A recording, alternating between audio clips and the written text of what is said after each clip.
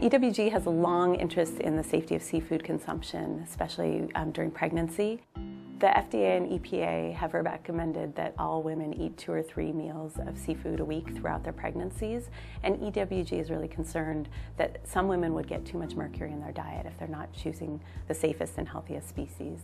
We enrolled 254 women who eat 2 or 3 meals of seafood, fish or shellfish every week. We tested the amount of mercury in their hair, which indicates how much mercury has been in their body, and we found that nearly 30% had too much mercury in their bodies according to the EPA guideline for what's safe during pregnancy.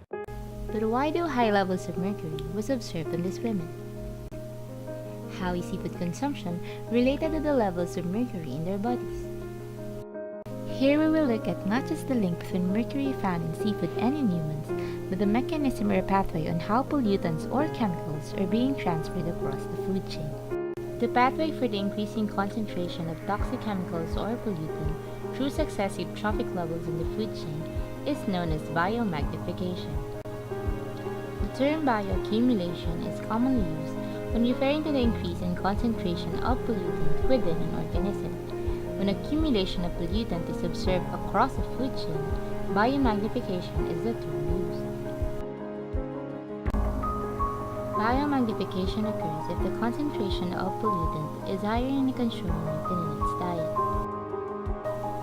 If concentration factor is less than 1, there is no biomagnification and some of the pollutant is lost during the trophic transfer. But how do chemicals enter the food chain and become biomagnified? Biomagnification starts when pollutants or chemicals are released to the environment through practices like agriculture, industrial activities, mining, among others. In order to biomagnify, a pollutant must have the ability to bioaccumulate. It must be long-lived or persistent and should not be broken down easily.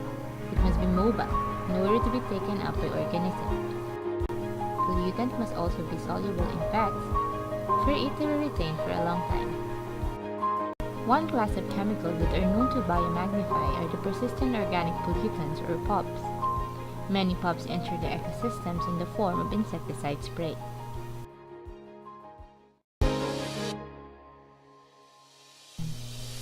The importance of biomagnification can be seen on how PCBs affects orcas or killer whales.